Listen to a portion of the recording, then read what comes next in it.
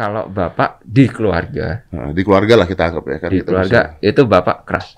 Tapi galaknya tuh yang 1 bulan sekali lah, 1 bulan 2 bulan sekali. Tapi sekalinya galak kita udah anak-anak pasti diem. Selama menjabat sebagai Presiden Indonesia, Jokowi seringkali mendapatkan umpatan atau hujatan dari lawan politik maupun para kadrun yang sukanya nyinyir terus. Jokowi seringkali disebut sebagai orang yang pelangap-pelongo, kelemar-kelemar, dan masih banyak yang lainnya. Namun di mata Kaisang, ayahnya itu di keluarga sebagai sosok yang sangat keras.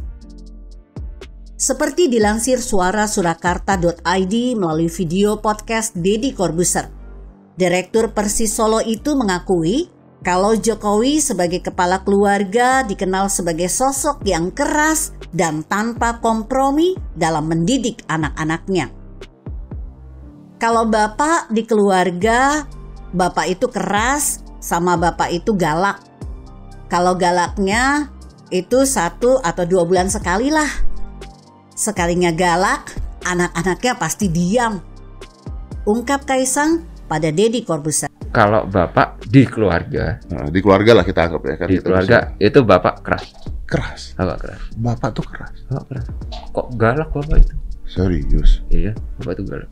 Tapi galaknya tuh yang 1 bulan sekali lah, 1 bulan 2 bulan sekali. Tapi sekalinya galak kita udah anak-anak pasti diem. Kemudian Kaisang membandingkan karakter ibunya dan bapaknya dalam hal mendidik anak-anaknya memiliki perbedaan yang sangat mencolok. Menurutnya, walaupun Iriani lebih cerewet dan hampir setiap hari memarahi anak-anaknya, namun sosok yang paling ditakuti di keluarganya tetaplah Jokowi. Kalau ibu itu mungkin dalam 1 bulan bisa 60 kali kalau marah. Tapi udah biasa, namanya juga ibu-ibu, suka cerewet. Lanjutnya. Tapi kalau bapak sekali marah, benar-benar marah. Jadi kita selalu was-was. Kalau 2 bulan belum marah, deg-degan. Kabur aja lah, jelas Kaisang.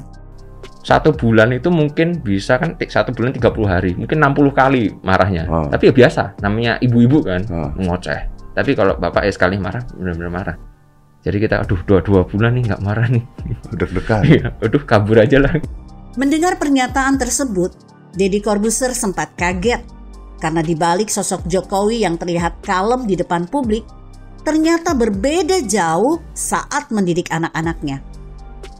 Lebih lanjut, Deddy Corbuzier pun menyinggung bagaimana perasaan keluarga, terutama ketiga anaknya ketika Jokowi seringkali dihujat oleh publik. Rupanya Kaisang memaparkan kalau keluarganya sudah terbiasa dengan hal tersebut. Bahkan, menurut Kaisang, keluarganya tidak pernah sakit hati ketika Jokowi dihujat dengan sebutan apapun. Ia memilih kerja dan mencipta atau membuat ide daripada memikirkannya. Deddy kembali memancing rasa khawatirnya seorang Kaisang sebagai anak kepada bapaknya sebagai orang nomor 1 di Republik ini. Semula, Deddy hanya mendapat jawaban yang diplomatis. Tapi kemudian Kaisang mengatakan kalau bapaknya itu ketika berkunjung ke daerah-daerah yang rawan tak mau menggunakan rompi. Padahal itu sebagai bentuk protokol keamanan sebagai simbol negara. Disinggung tentang fisik Jokowi yang terlihat sangat capek dan lelah, kata Kaisang, bapaknya itu selama ini sehat dan tak pernah mengeluhkan rasa sakit.